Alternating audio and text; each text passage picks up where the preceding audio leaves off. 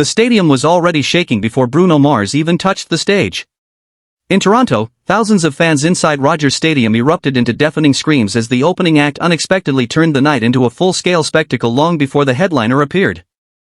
What was supposed to be a standard warm-up performance quickly transformed into one of the most talked-about concert moments of the tour.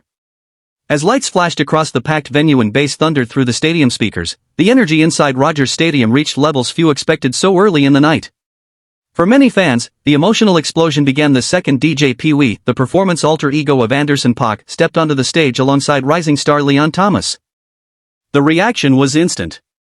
Fans jumped from their seats. Entire sections began dancing before the first transition even dropped. Videos captured audience members screaming lyrics, waving lights, and chanting Bruno Mars' name as if the main performance had already begun. By the time the opening set ended, social media timelines across North America were flooded with clips describing the atmosphere as absolute chaos and the loudest pre-show moment Toronto has ever seen. And yet, the most surprising part of the night was how perfectly the opening act prepared the emotional runway for Bruno Mars himself. Concert insiders say the Toronto show had already generated enormous anticipation days before the event. Fans lined up outside Rogers Stadium hours early, many dressed in vintage Bruno Mars merchandise, Silk Sonic-inspired outfits, and custom jackets covered in rhinestones and sequins. Vendors outside the venue described the crowd as one of the most energetic they had seen all year. But nobody expected the opening performers to completely ignite the building before the headliner arrived. DJ Pee-wee, known for blending funk, hip-hop, soul, and old-school party energy into his sets, approached the stage less like a traditional opener and more like the conductor of a giant celebration. Wearing oversized shades and moving with relentless charisma, Anderson Paak immediately connected with the audience through a mix of throwback grooves, modern beats, and surprise transitions that caught fans off guard. "He understands crowd psychology at an elite level," said veteran concert producer Marcus Ellington during a backstage media interview after the show. "A lot of opening acts try to warm people up slowly. Anderson came out attacking the atmosphere from the first second. He treated the audience like the concert had already peaked and somehow made them want even more." Leon Thomas brought a completely different layer to the performance. Smooth, emotional, and vocally controlled, the singer-songwriter balanced the explosive energy with moments of soulful calm that drew fans deeper into the experience. His stage presence surprised many casual concertgoers who may not have been familiar with his growing reputation in the music industry. Music critic Rachel Monroe described the dynamic between the two performers as a perfect emotional staircase leading toward Bruno Mars. "Leon Thomas gave the audience atmosphere," Monroe explained. "Anderson Paak gave them adrenaline. Together, they created a pre-show experience that felt like its own headline event. That combination proved powerful enough to create one unforgettable reality. By the time the lights finally went dark for Bruno Mars' entrance, the crowd inside Rogers Stadium was already emotionally overwhelmed. Then came the moment everyone had waited for. The arena lights cut out without warning. For a split second, the stadium froze. Then the roar began. Fans screamed so loudly that videos recorded from inside the venue briefly distorted from the sound pressure. Thousands of phone lights illuminated the darkness as anticipation built across the stadium floor. The energy felt less like a concert and more like a sporting event moments before a championship-winning play. When Bruno Mars finally appeared, dressed in sparkling stagewear under a burst of gold lighting, the crowd reaction reached another level entirely. People cried. Strangers hugged. Entire rows jumped simultaneously as the first notes blasted through the speakers. For longtime fans, the Toronto concert represented more than just another stop on a global tour. It felt like the continuation of Bruno Mars' reputation as one of the few modern artists capable of transforming massive stadiums into emotionally intimate experiences. Throughout the night, Bruno Mars delivered the kind of performance fans have come to expect from him: sharp vocals, flawless timing, live band precision, and an ability to control crowd emotion with almost surgical accuracy. Every transition felt calculated. Every pause created suspense. Every smile generated another explosion from the audience. What stood out most, however, was how connected the singer appeared to the crowd in Toronto. At multiple moments during the performance, Bruno Mars paused simply to listen to the audience sing back lyrics at full volume. Instead of rushing through songs, he allowed emotional reactions to breathe naturally.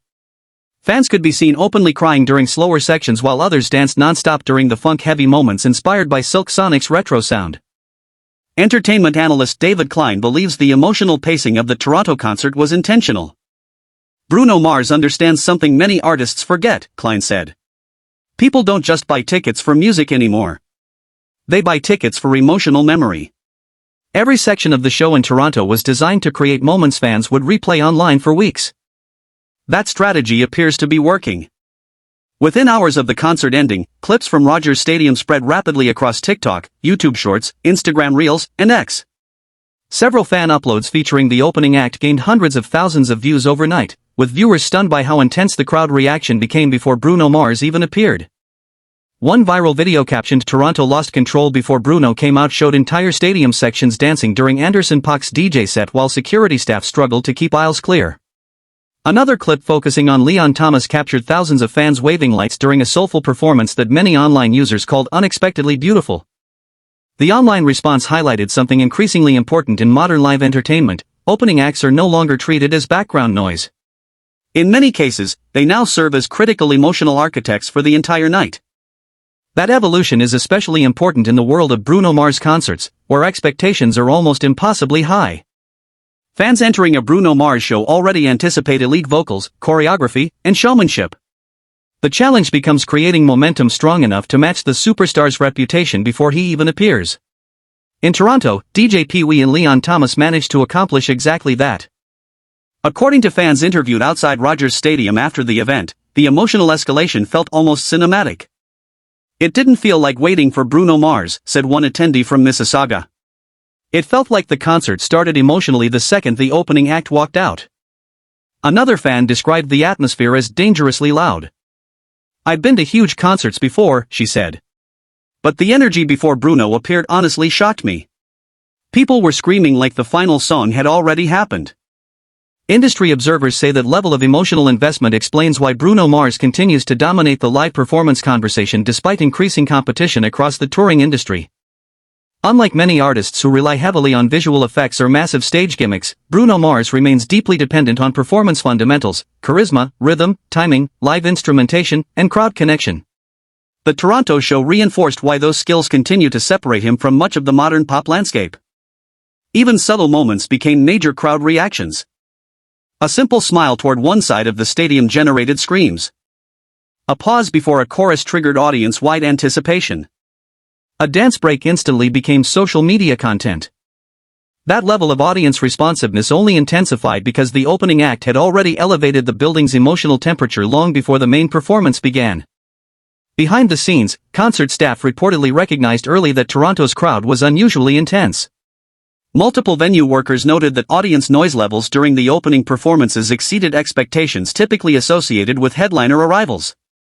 One crew member, speaking anonymously due to event policy restrictions, described the atmosphere bluntly. "It felt like the roof was vibrating before Bruno Mars even came out." The success of the Toronto concert may also signal a broader cultural moment for live music in North America. After years of changing audience habits and evolving entertainment trends, fans increasingly crave experiences that feel unpredictable, emotional, and communal. The Rogers Stadium show delivered all three. For younger audiences, the night became social media gold. For longtime Bruno Mars fans, it reinforced why his concerts remain among the most respected live performances in pop music. And for Anderson Paak and Leon Thomas, the event may represent one of the most successful opening act reactions of the year. As fans slowly exited Rogers Stadium late into the night, many continued singing songs outside the venue while traffic around the area remained gridlocked for hours. Videos showed groups dancing in parking lots, replaying concert clips on their phones, and debating which moment generated the loudest reaction.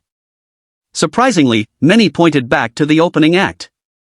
Not because Bruno Mars disappointed, far from it. But because the emotional explosion that happened before his arrival became part of the story itself. That is rare in stadium entertainment. Usually, opening performances fade from memory once the headliner appears. In Toronto, the opposite happened. The opening act amplified the mythology surrounding the night and made Bruno Mars' eventual entrance feel even bigger. By the end of the concert, one thing became undeniable: Toronto did not simply attend another Bruno Mars performance. The city experienced a full emotional event. And somehow, the explosion started before the superstar ever stepped onto the stage.